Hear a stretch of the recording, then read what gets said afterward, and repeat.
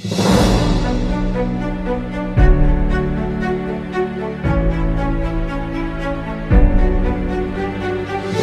आज की क्लास में हम विज्ञान के कक्षा 8 की विज्ञान के चौथे पाठ के बारे में जानेंगे। चौथे पाठ में हम धातु अयस्क के बारे में पढ़ चुके थे और आज का जो हमारा टॉपिक है, जो हमारा प्रकरण है, इसमें हम धातुओं के गुणों के बारे में जानेंगे। ये कौन से ऐसे गुण हैं जो धातुओं में होते हैं और इन गुणों के आधार पर धातुएं अन्य पदार्थों से अलग होती हैं। धातुएं अन्य पदार्थों से अलग होती हैं और ये गुण धातुओं में पाए जाते हैं। देखो बेटा, हम यहाँ बोर्ड पर हमने धातुओं में कुछ गुण पहले से लिख रखे हैं, जिसमें सबसे पहला गुण है धातुएं एक विशेष प्रकार की चमक रखती हैं, जिसे धात्विक चमक कहते हैं। देखो, धातुओं में बेटा एक विशेष गुण होता है कि वो चमकती हैं। क्या होती हैं? चमकती हैं। उनकी सतह जब हम देखेंगे तो वो उनमें एक चमक होगी। क्या होगी? चमक होगी और वो चमक धातुओं की पहचान होगी। जैसे अगर हम पीतल देखें, चमकता दिखाई देता है ना। लोहे में भी एक चमक होती है, चांदी बहुत ज्यादा चमकती है। यानी जितनी भी बेटा धातुएं हैं, उनकी सतह से तुमको एक चमक दिखाई देगी और उस चमक को हम क्या बोलेंगे? धात्विक चमक बोलेंगे। दूसरा बेटा, धातुएं कठोर होती हैं तथा ठोस होती हैं। अधिकांश धातुएं बेटा कठोर होती हैं और ठोस होती हैं। जैसे कोई भी धातु है, धातुओं को बेटा आसानी से तोड़ा नहीं जा सकता या उनको सरलता से काटा भी नहीं जा सकता, क्योंकि वो कठोर होती हैं और ठोस होती हैं, काफी ज्यादा मजबूत होती हैं। कुछ धातुएं बेटा ऐसी हैं जो मुलायम भी होती हैं। जैसे सोडियम एक ऐसी धातु है जो मुलायम होती है। क्या होती है? मुलायम होती है और उसको हम आसानी से चाकू से भी काट सकते हैं। एक धातु और है बेटा जो पारा है। क्या है? पारा, जिसको हम मरकरी कहते हैं। वो द्रव अवस्था में होती है, वो द्रव अवस्था में भी पानी जैसी होती है। लेकिन अधिकांश धातुएं ऐसी है बेटा जो ठोस अवस्था में होती है। धातुओं का तीसरा गुण है बेटा, धातुओं पर जब एक चोट हम करते हैं, धातुओं पर जब हम एक चोट करते हैं, किसी वस्तु से उस पे उसकी सतह पर चोट मारते हैं, तो उसमें बेटा चमक, एक ध्वनि सुनाई देती है। क्या ध्वनि सुनाई देती है, जो धातुओं की धात्विक ध्वनि कहलाती है। जैसे ये भी धातु है और ये भी धातु है, अगर इस पर हम चोट करें तो एक विशेष चमक दिखाई देगी और ये एक विशेष ध्वनि सुनाई देगी और ये ध्वनि भी धातुओं का एक गुण है। जैसे इस रबड़ पर पीटने पर ऐसी ध्वनि आएगी? नहीं आएगी। तो धातुओं की सतह पर चोट मारने पर बेटा एक विशिष्ट ध्वनि आती है और ये धातुओं का एक गुण होता है। चौथा बेटा, धातुएं आघात वर्धनीय होती है। क्या? धातुएं आघात वर्धनीय होती हैं, यानी उनको पीट पीट कर चादर में बदला जा सकता है। उनको धातुएं आघात वर्धनीय होती है। क्या होती है? यानी जब हम उसको किसी भारी चीज से पीटते हैं तो उनमें चादर बनने का गुण होता है। क्या? चादर बनने का गुण होता है। जैसे ये तुमको लोहे की चादर दिखाई दे रही है ना, इसको पीट पीट कर बनाया गया होगा। इसको पीट कर धातुओं में एक गुण होता है कि उसको पीट पीट कर हम चादर में बदल सकते हैं। धातुओं का एक विशिष्ट गुण और होता है बेटा, धातुओं में तन्यता का गुण होता है। किसका? तन्यता का गुण होता है। यानी धातुओं को खींचकर हम बेटा तार में बदल सकते हैं। लकड़ी को खींचकर तार में बदल सकते हो? धातुएं मजबूत होने के कारण उनको हम खींचकर तार में बदल सकते हैं। और बेटा धातुओं का एक विशिष्ट गुण है कि धातुएं विद्युत और ऊष्मा की सुचालक होती है। धातुएं विद्युत और ऊष्मा की सुचालक होती है।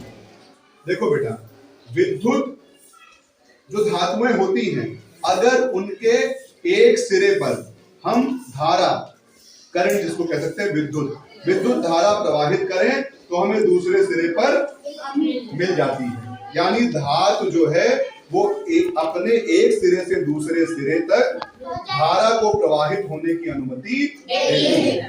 धातुओं में सुचालकता होती है। यानी धातुएं क्या होती है बेटा? विद्युत की सुचालक होती है। विद्युत की भी होती है और ऊष्मा की भी सुचालक होती है। किसकी? ऊष्मा की भी सुचालक होती है। यानी अगर हम जैसे अभी ये एक मोमबत्ती रखी है ना बेटा, इसको अगर हम जलाएं, इसको हम जलाएं तो हमें पता है कि जब ये जले, हमें पता है कि मोमबत्ती बेटा जब जलती है तो इसमें एक प्रकार की प्रकाश भी है, ऊष्मा भी है। क्या है? ऊष्मा भी है। अब अगर हम बेटा, ये धातु की राड है इसमें ना, अगर इस धातु को हम थोड़ी देर तक, चलो नितिन उठ के आओ बेटा यहाँ, इस धातु को आप इसको पकड़ो यहाँ, अब अगर हम थोड़ी देर तक इस ऊष्मा को इसके एक सिरे पर लगाए रहें तो हम देखेंगे कि धीरे धीरे ऊष्मा जो है फैलते हुए इस पूरे राड को गर्म कर देगी। हम गर्म कर रहे हैं एक सिरा, गर्म कर रहे हैं केवल एक सिरा। थोड़ी देर छूने पर बेटा क्या होगा, हमें इसकी गर्माहट पहले पास में मिलेगी, फिर धीरे धीरे दूर और फिर यहाँ तक ये गर्म हो जाएगी। तो इससे क्या सिद्ध होगा बेटा? इससे सिद्ध होगा कि ऊष्मा इस धातु से होकर के गुजर सकती है, इस धातु से होकर के गुजर सकती है। यानी कि ये धातु ऊष्मा की सुचालक है, ये धातु ऊष्मा की सुचालक है। इसके एक सिरे पर ऊष्मा हम लगाएंगे तो मैं दूसरे छू के बताओ, यहाँ गर्म हुआ? अभी थोड़ी देर और लगा रहा हूं, गर्म हो जाएगा। पास में छू, थोड़ा थोड़ा पास में छू, हाँ गर्म हो गया। अब यहाँ तक आ गया, थोड़ी देर तक और लगा के रखेंगे तो ऊष्मा पूरे सिरे पर पहुंच जाएगी। बस चलो, इसी तरह से बेटा धातुएं ऊष्मा की सुचालक होती हैं और विद्युत की भी सुचालक होती है। किसकी? विद्युत। चलो हम लोग देखते हैं बेटा कौन कौन सी चीजें ऐसी हैं जो विद्युत की सुचालक होती हैं। तो धातुएं तो होती है, ये बात हमें पता है। तो आइए पता करते हैं कि कौन कौन सी ऐसी चीजें हैं जो धारा को प्रवाहित होने की अनुमति देती हैं, यानी वो विद्युत की सुचालक होती हैं। और कुछ वस्तुएं ऐसी हैं जो विद्युत की कुचालक होती हैं। तो देखो बेटा, ये हम लोगों ने एक यंत्र बनाया है, ऐसे सोच लो। इसका नाम क्या है? चालकता परीक्षण। ये जो है चालकता का परीक्षण करेगा। किसका? चालकता का परीक्षण करेगा। इसमें एक बल्ब लगा है, देखो बल्ब लगा है ना, ये एक बैटरी लगी है। क्या? बैटरी। ये बैटरी बेटा धारा उत्पन्न कर रही है। क्या? धारा उत्पन्न कर रही है। और ये धारा बेटा इन तारों से होकर के जा रही है बल्ब को जलाने के लिए। किसके लिए?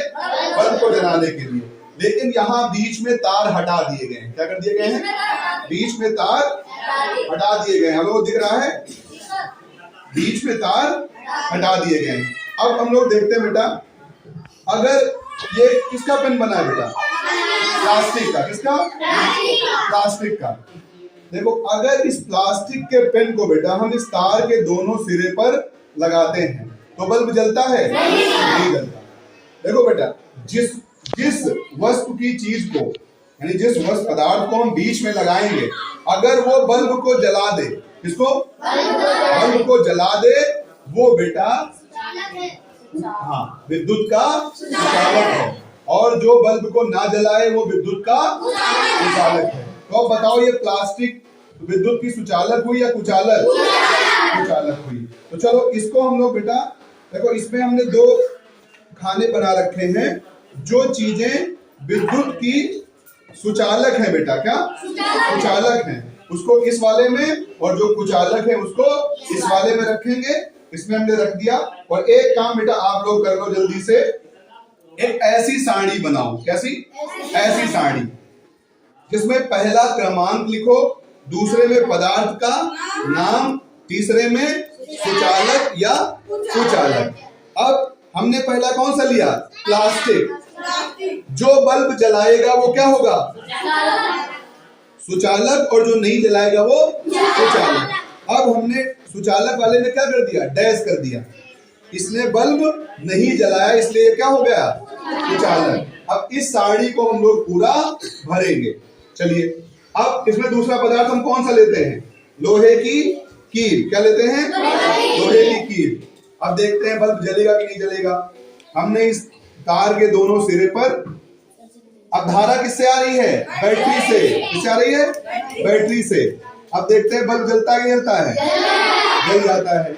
यानी कि ये कील क्या हुई? लोहे की, विद्युत की सुचालक हुई। किस खाने में रखेंगे? सुचालक वाले खाने में। और अपनी सारणी में लोहे की कील में किसमें टिक करेंगे?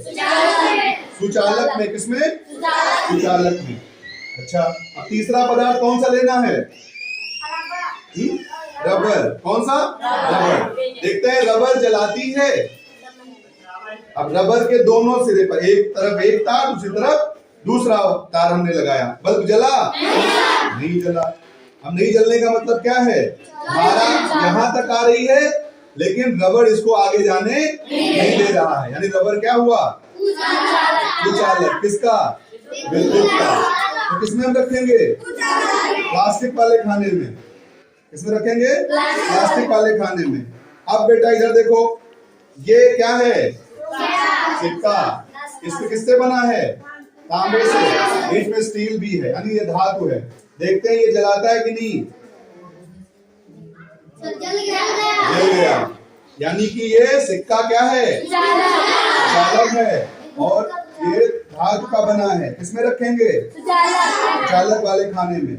और अपने इसमें हम आगे टिक कर देंगे। लकड़ी, अब आओ लकड़ी चेक कर लेते हैं। लकड़ी है? बताओ लकड़ी बल्ब जला देगी? नहीं जला देगी। आओ चेक कर ले। इसके दोनों सिरे पर हम ये लगाते हैं। बल्ब जला? यानी लकड़ी क्या है? सुचालक है। किस खाने में रखेंगे? किस खाने में रखेंगे? सुचालक वाले में। ठीक है बेटा, अब एक चीज हम करके देखते हैं। देखो ये मोम है, मोम को लगा के देखते हैं। मोमबत्ती है, इसका हमने टुकड़ा बना लिया। मोम बल्ब जलाता है? ये विद्युत का क्या हुआ? सुचालक की कुचालक? कुचालक। इसको हम प्लास्टिक वाले खाने में रखेंगे। ये बेटा क्या है? पेंसिल। पेंसिल के अंदर बेटा जो काला पदार्थ भरा है उसको क्या कहते हैं? बहुत अच्छी बात, ग्रेफाइट कहते हैं। यानी ऊपर लकड़ी है और बीच में काली वाली राड ग्रेफाइट है। तो चलो हम लोग देखते हैं कि क्या ग्रेफाइट जो है विद्युत सुचालक है या कुचालक? और चेक कर लेते हैं। भाई आपको तो पता है लेकिन हम चेक करते हैं। सुचालक। बल्ब जला दिया, इसका मतलब ये क्या है? सुचालक। अच्छा लकड़ी देखते हैं, लकड़ी पे लगा के, अब नहीं जला। यानी इसमें दोनों पदार्थ हैं। अंदर ग्रेफाइट है, वो विद्युत की सुचालक है, और लकड़ी सुचालक है। अब हमारी सारणी कंप्लीट हो जाएगी। इससे हम जांच लेंगे कि कौन कौन से पदार्थ सुचालक हैं और कौन से पदार्थ सुचालक हैं। अच्छा बेटा एक चीज और हम करके आओ देखते हैं। बेटा हमने ये ग्लास देख रहे हो? इस ग्लास में पानी भरा है। क्या भरा है? पानी भरा है। देखते हैं, नहीं दिख रहा है ऊपर? दिख रहा है। अब बेटा इस पानी में हम एक पदार्थ घोलते हैं, नमक। क्या बोलते हैं? नमक घोल देते हैं। ये हमने इसमें क्या घोला? नमक घोला। क्या घोला? नमक। ये क्या लिखा है? नमक का सूत्र क्या है? बहुत अच्छा। अब बेटा हम चेक करते हैं कि क्या ये जो नमक का घोल है ये भी क्या विद्युत का सुचालक है? हम करके देखते हैं पहले। अब हम इसमें तार अलग अलग डुबोते हैं। किसमें? अलग अलग डुबोते हैं। देखो बल्ब जल गया ना? यानी कि बेटा ये नमक का घोल भी क्या है? विद्युत का सुचालक। अरे अभी तो हम लोग कह रहे थे। हाँ चलो एक चीज और देखते हैं। ये दूसरा ग्लास है और इसमें बेटा हम घोल देते हैं। ये क्या लिख रखा हमने? चीनी, या इसको हम सुक्रोज भी कहते हैं। क्या कहते हैं? सुक्रोज कहते हैं। इस चीनी को हम इसमें मिला देते हैं। चलो इस ग्लास को हम इसमें ही मिला देते हैं। ठीक है, ये इसमें हमने मिला दिया पूरा। इसमें चीनी घुल गई। इसको हम इससे जो है अच्छे से घोल दे रहे हैं जल्दी जल्दी।